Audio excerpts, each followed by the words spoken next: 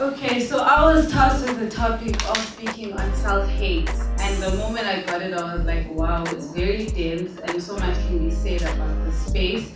But I decided that I'm going to choose specific things and stick to those the best that I can. Okay, just to kick off, I'm just going to start out with some facts. So, Plus 94 in 2006 did a study where they interviewed 2,000 South Africans to figure out how they feel about racism. And one thing they found out was that 50% of black people who were surveyed felt like there was racism between them and people of the same racial group. So black people amongst themselves felt like there was racism.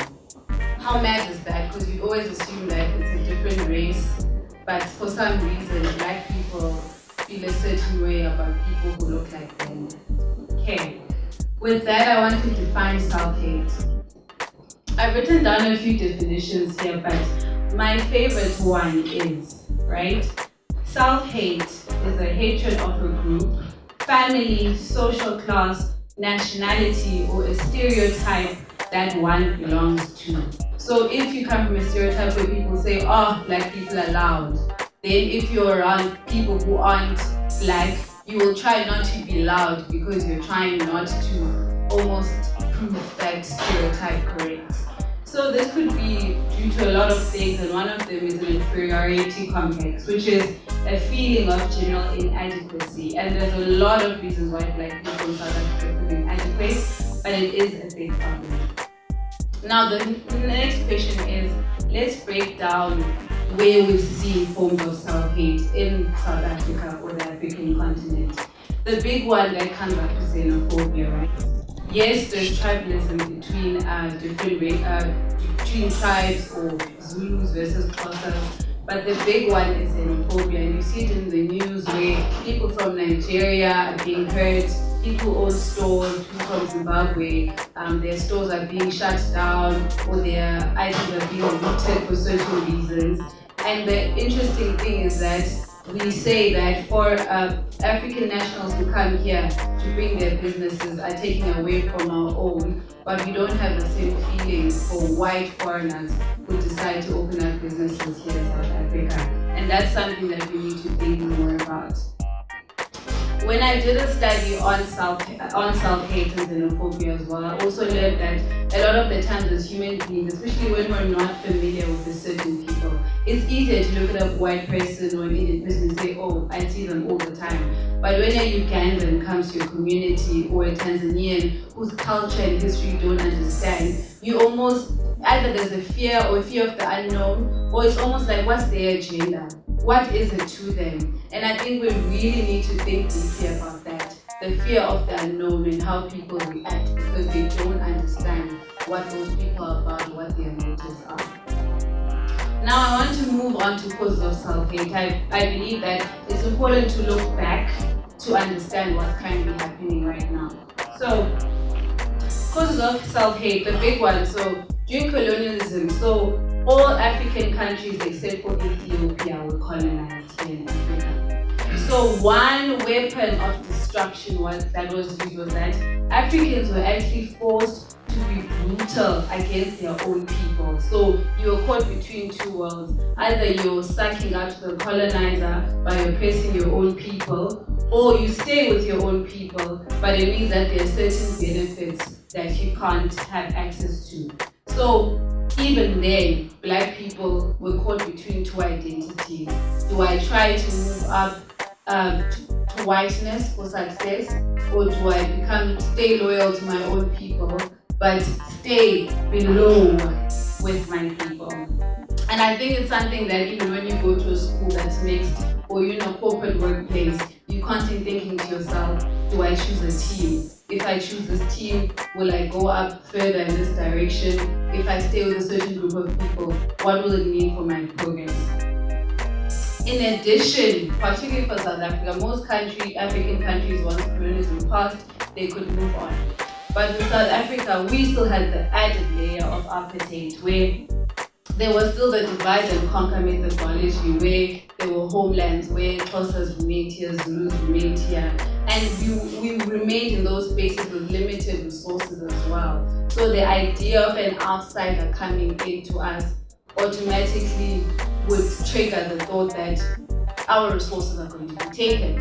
And I think that same mentality persists even today in whatever society you're in, where you are with your people and an outsider comes in.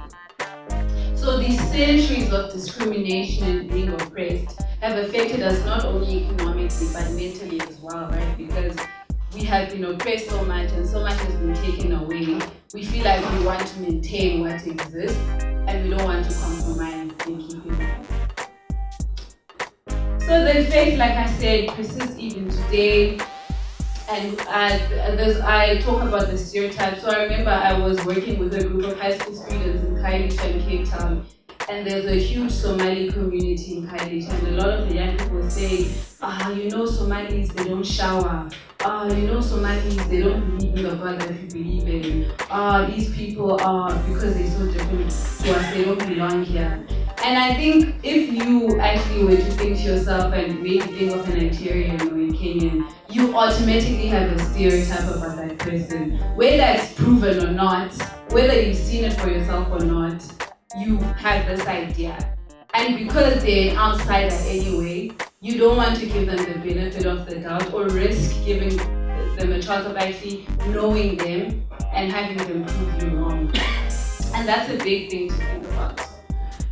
So with that, with looking at outsiders, I think because as Black South Africans we've been oppressed and we've been through so much, then it's almost easy to see ourselves as superior to the outsider because there's nowhere else or there's no other space where we can feel like we own this or we're superior or we're better than. So when an outsider comes, it's so easy then to say, these people who don't have ownership of this land or have a right to own this land. It's so easy for us to look at them in that manner. The other things I talked about in what self-hate looks like practically is even amongst ourselves, if someone doesn't speak English in a certain way, we treat them a particular way, we just assume they're not really smart, or if they didn't go to the school or stay in this neighborhood or know this person, you're already thinking, this one is slow, this one is just not with it. And it's so easy for us to do that because we've been so pushed down so much. Any space where we feel like, at least I can speak better than this person, at least I can do better than this person, we want to oppress the other. And that's a reflection of how we feel about ourselves. So I've spoken as well about just a disclaimer on the hair thing. I think as women especially, you're allowed to wear your hair in any way you want. But I've just seen it in corporate that a lot of the time, for me who's natural, because no one else looks like me, whether it's black, Indian or white in terms of hair, there is a feeling of maybe I should conform. So I think for me, it's so important then to question your motive. So how you wear your hair, how you want your skin to look. Question your motive and the condition of your heart. Is it coming from a place of just wanting to enhance what already exists, or are you trying to completely change yourself? There's a very thin line, especially as Black South African women. So now I want to talk about the impact of self-hate on African development, how we're actually losing out by not loving our neighbors, by not loving ourselves as well. So I'll talk about the bigger picture. So if you look at the African continent, African governments will choose to actually allow European nationals to invest or receive a loan from internationals over actually investing on a young entrepreneur who's a local citizen, because in their minds it just means better returns for them, it's less risky instead of giving young people in their country a chance. And this could be a result, it could come from a form of corruption or certain deals, it could be in any form, but I find that with a lot of country governments, the priority is very Eurocentric than Afrocentric. So xenophobic attacks violate basic human rights. According to our constitution, anyone who treads on our land has rights, access to basic rights. So whether it be healthcare, if something happens to them, whether it be help from police, if there's an accident, they have the right to those rights, in spite of where they come from, or whether they live here or they don't, okay? Or whether they have papers or legal or not. They deserve to be treated like That's the main point. Okay? So as a result of xenophobic attacks, something that I mentioned is that because of all the damage that's done to communities, there's shortages of shelter, food, medical care, and so forth. Right. Now I moved on to the health impacts of self-hate as human beings. Guys, hair relaxers are not good for us. I just want to put it out there. They are very risky. You could get cancer. Bleaching your skin can also hurt you, not just only your skin, but also internally your kidneys, your livers, your nerve damage. So when you think about what products you're using, be aware of the long-term impact it will have on you. And I think as Black people, there's so many ways we've been hurt and damaged. I think knowledge is important to know what and what not to do. And I think the big thing about self-hate that I want to speak to is just psychology. I just find that as Black people, even with our parents, the way they'll talk about if you get a new car or you live in a nice place, they'll say you're doing white people's things, those are very normal. And then in your mind, when you attain all those things, a part of you feels like you are doing what the better people are doing instead of you are doing what is best for you, right?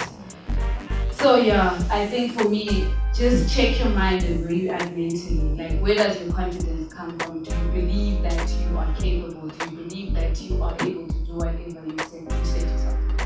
Yeah?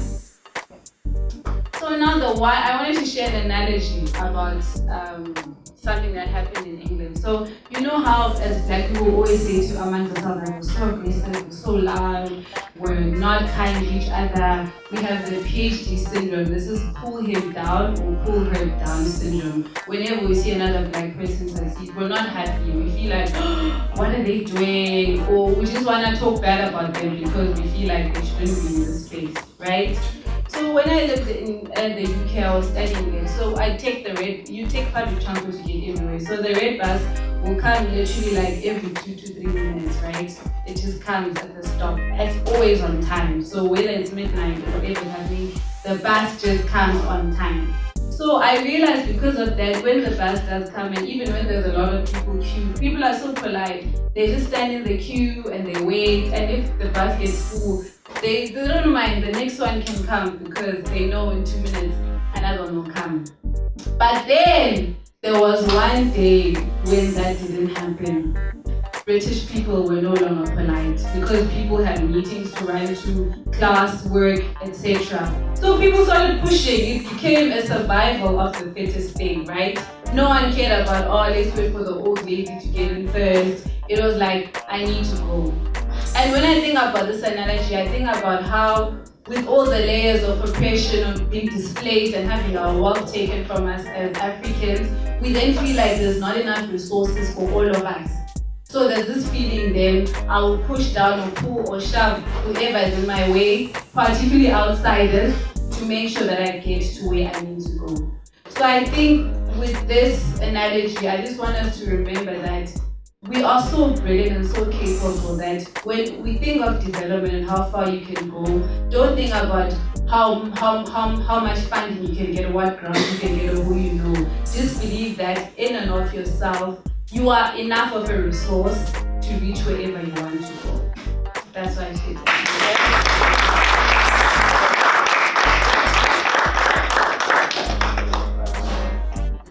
Are you done? No. Can I? Oh, I'm sorry. Thank you for that, but I'm not done. So I'll brush through because I think I've been talking a lot. But like, economic impact of self-hate. Black businesses, I find that either Black people don't support Black businesses, or you find that Black businesses don't treat Black customers well. This is what I've found. Another thing is the entertainment industry. If you don't have a certain look as a Black person, if you don't look tall, lighter, a certain way, chances are the mainstream industry won't want you. And this applies even for Black Americans in the US or the UK. It's very difficult.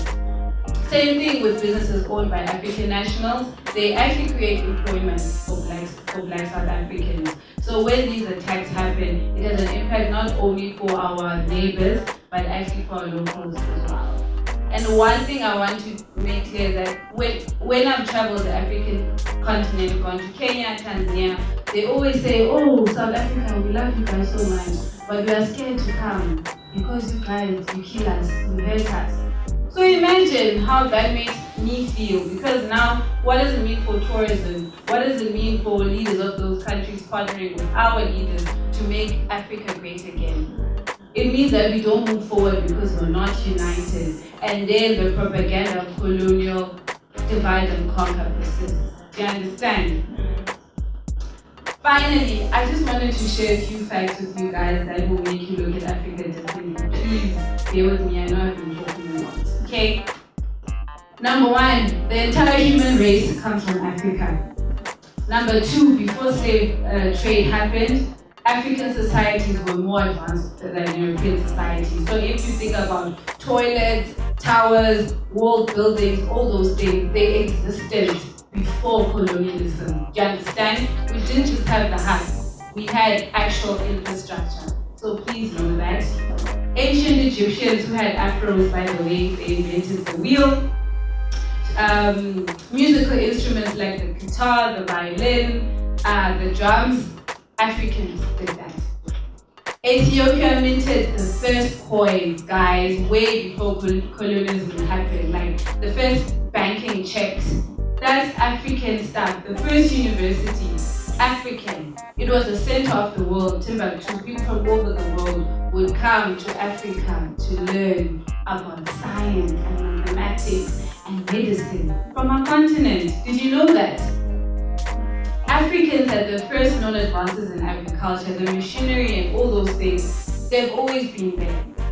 And finally, the first surgery, including C-sections, performed in Uganda. And why am I telling you this? I'm telling you this to understand that before colonialism, we were not just black people who were just hunting and hardly half-dressed. We were doing so many things. And the rest of the world saw that. And they also saw that on top of our skill here, we had the resources. And they knew that to avoid us being the power of the world, they had to destroy us and also erase history. So all the slaves who went away, those were best minds, made to work until the land in the US and all these other places. So eventually all those things were lost. Of course, they couldn't be passed on. So when we say Africans are this, Africans are that, remember that our ancestors pre-colonialism were brilliant human beings, and we carry that same blood in our veins. Do you understand? Finally, we need to do better as South Africans. A united Africa is a powerful Africa. We can go so far if we just realize that we are better together. Let me park here. Thank you.